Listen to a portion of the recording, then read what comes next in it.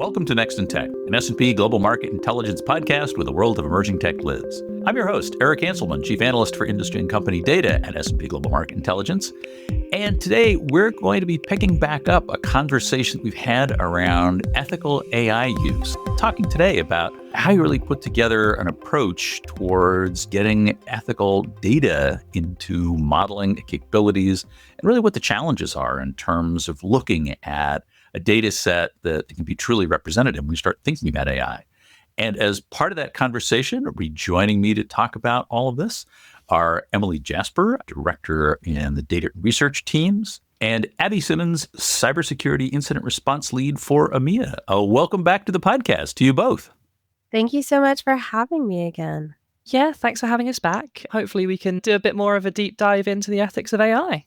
Well, we talked about some of the broad concerns, but I wanted to dig down into some of the issues around data. And it seems like this is an area where so often in conversations about AI, there's this idea that the model is, you've spent all this time training, you've built this model, and it is good into and of itself.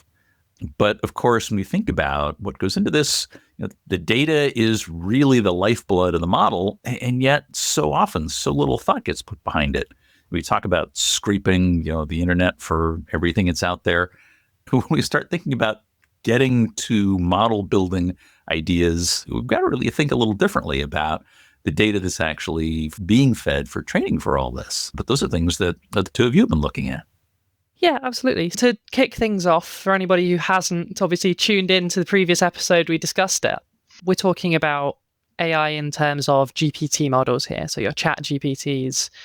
Now, they're token predictors, which means what happens is they'll predict the most likely word statistically that will follow on from your query based on what you've just asked it, what's in your chat history, and the training data which we've been talking about. And obviously a huge problem is that if your data set has prevailing biases in it, then you're going to see that reflected in your work. It's exactly the same with your input.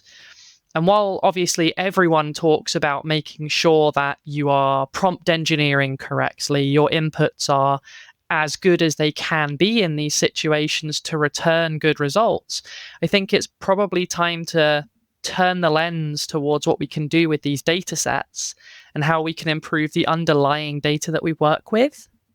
Well, and you're just repeating patterns that exist in the data, given what you've trained with, and you can prompt to whatever extent you want. But if the data doesn't represent what is a broad enough set in terms of the focus, you're going to constrain the kind of data. And as we've said, we're talking about, you're going to limit the kinds of results you're going to get. I guess the question is, how do we start thinking about being able to build data environments that are going to actually deliver what is a representative data set? I mean, Emily, this is something that I'm sure that your team works with all the time. We do. And one of the things, literally, as Abby was talking about, and the idea of scraping the internet, trying to find sources. Back in the day, I was a blogger back when blogging was a big thing. And in addition to my own site, which was really focused on millennials and women in business, I also wrote for Forbes Women, but it was behind a paywall. And I think back to, if any of that content was ever scraped and added to these models, it's just a drop in the bucket. And while the content supports a lot of diverse efforts, it may not necessarily be the primary focus when you put all the noise together. And we mentioned having a broad look at things. Maybe too broad is sometimes just as bad, right? Because then you're not editing, I guess you would say. And if for every type of content around women in business, there's a huge threads against maybe progressive ideas, that balance is almost creating a false equivalency in some of these models because it can't necessarily tell the difference. Right. It's going to run with the data that it's got. And if that data has some level of bias and representation for both, opinions, positions, you're going to see that same weight in the results. Exactly. it creates some real challenges in building what is a representative or a data set that's representative of the population that you're really trying to work with. Abby, you'd mentioned Kevin Guyan's work on the previous episode, and I thought it was interesting some of the things that he was talking about in terms of data management and really understanding what is that representation you want to build. I mean, because, Emily, to your point, if you just take everything without any understanding of what that data is, what the quality is, you wind up with whatever that great unfiltered mass happens to be. And as we see time and again, we've got more than enough cautionary tales of what that leads to just in terms of model decision-making capabilities. But this is an interesting thing when we think about models because, hey, once that model is trained, it is the product of the data that's put together. And Abby, models are not an easy thing to back out of once you've gotten them there, because again, I go back to the digital watch analogy. Well, say, it's done. It's now giving us results, so we must be good, right? Yeah, you've delivered the product and you can't necessarily go back on it. It's why with most software that's been released in the past, you've seen like 1.1, 1.111, 1.112. But with ChatGPT, with OpenAI programs, you don't see that level of iteration because they have to rebuild their training models, the entire thing. So the data that gets put in there is fundamentally like immutable until the next version. They're not learning at the moment.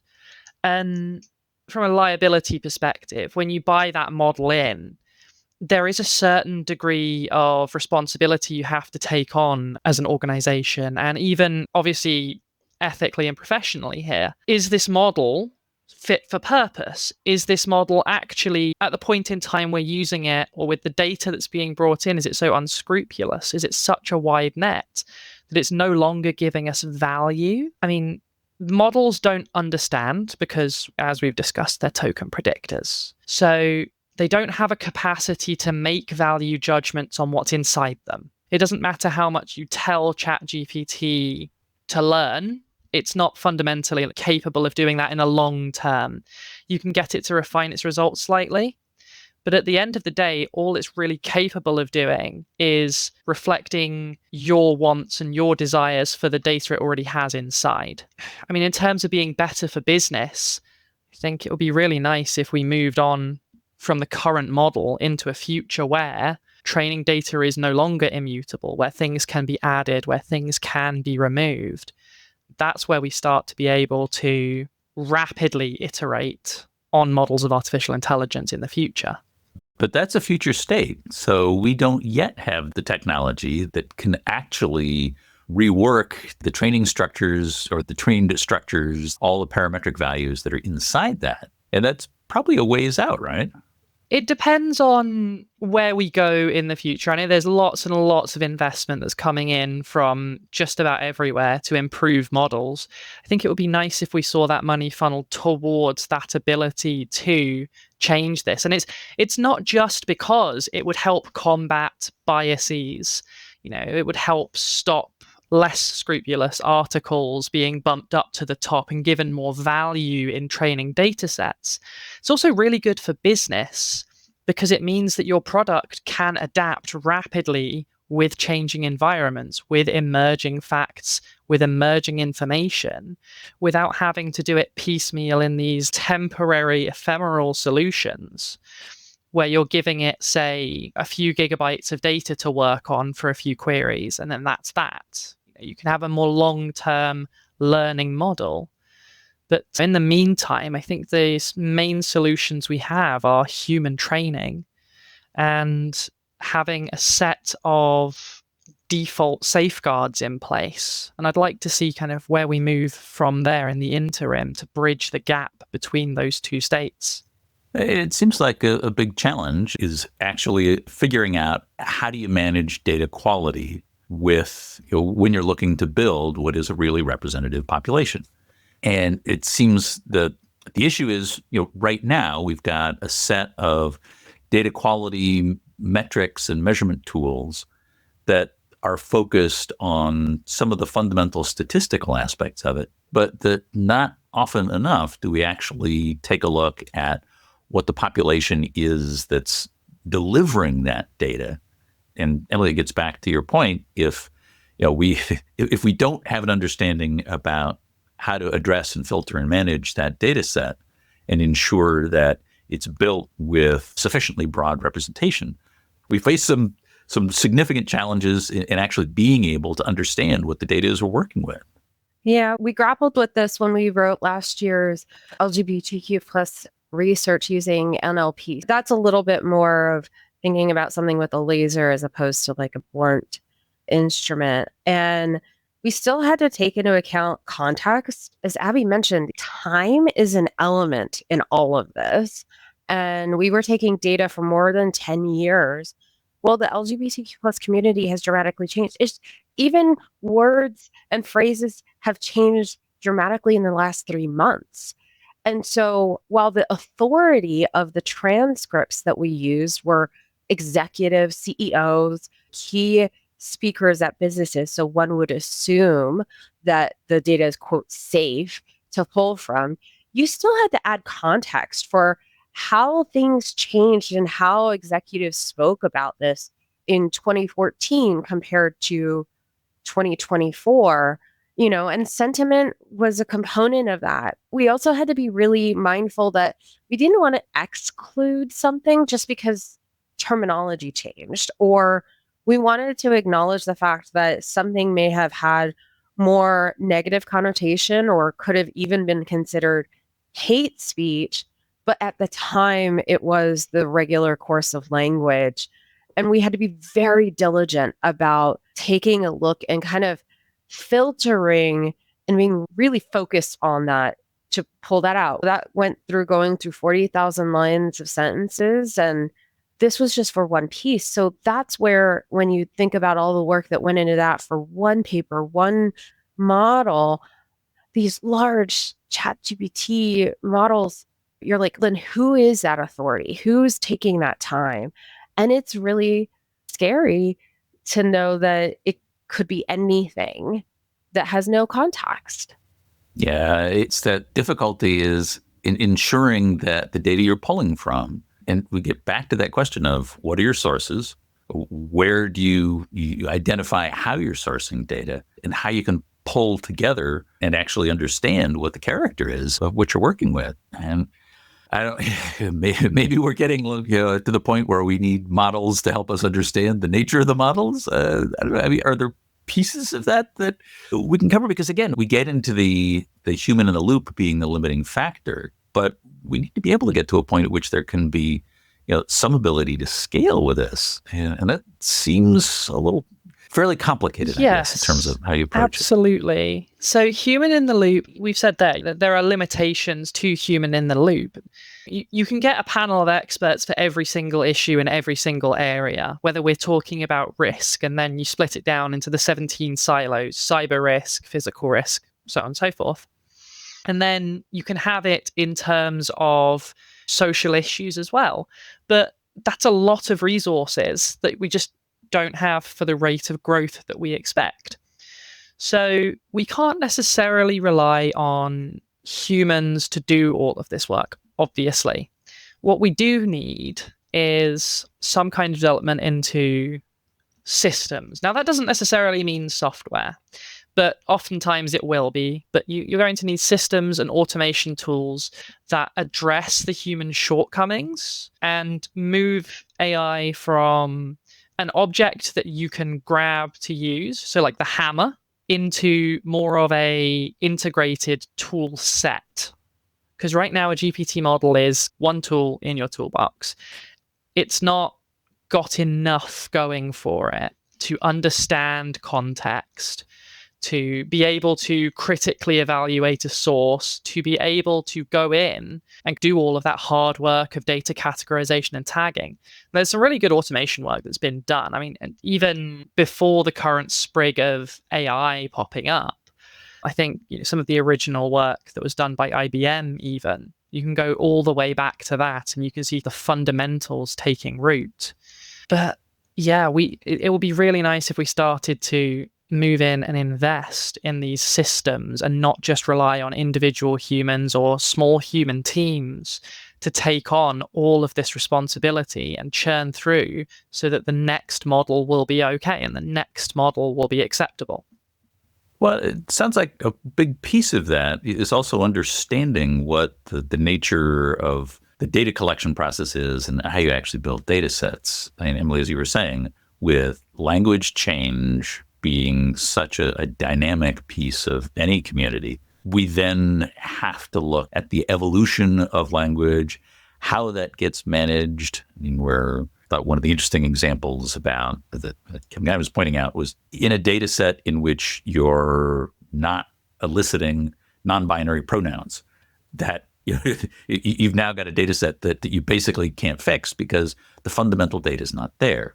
Or old language where traditionally, when I was growing up in school, whenever you would read he in a book and you would be like, why is this referring to a group of people? Then they would tell you, oh, when they were writing this book, this series, he was used as a neutral term for the reader. And that's just not the case anymore. But that context doesn't carry over into modern texts. But if your data set is built out of that. Exactly. And I think there is a component of being mindful of these pitfalls. So we're not saying don't ever use the models. It's then being aware of what that outcome could be influenced by, and then potentially not using the end result just blanket, right? The end result is still just an input to what you might be doing with whatever your use case is, right? If it's creating a summary, don't just copy and paste that summary and call it a day. Take a second look at it, make an adjustment, being aware that there might be these biases or pitfalls in just naturally in the result. And I think that's maybe the shortcoming around everybody being really excited is it's potentially, Abby, you actually had, I think, a really good point, right? If you're using this for a lot of banal use cases, then you're not potentially thinking about, would I have actually said it that way? Or would I have actually come up with that result? Yeah. It's almost like, because you can start to see this with people who are using ChatGPT to reach out for like sales and stuff now. You can tell that it's lost an element to it where it was curated, where it was human work. And even when you had mail shots that used to go out to thousands of people, that's turned from a process where someone has considered their target demographic, had to think about the size of the business, the individuals that they're trying to address, what level of seniority, and they've just let something else take over and hit the go button. And the kind of cultural shift across to letting the machine do the work is really starting to show in a lot of different industries. And there's some terms that have been coined, I think it was by Cory Doctorow, about how technology is slowly doing this, how the progress of automation is making things less and less human and more difficult for us to pass. So we need to learn the language of the machine. And yet, basically, when we've got all these people who are automating processes quite happily without looking into it, they have to understand that they are taking a certain amount of not just responsibility, but they do have liability when things go wrong. If you're being put in the loop as human in the loop, then there is a certain amount of responsibility sits in your lap, not just in terms of legal liability, but it goes into ethical and professional standards.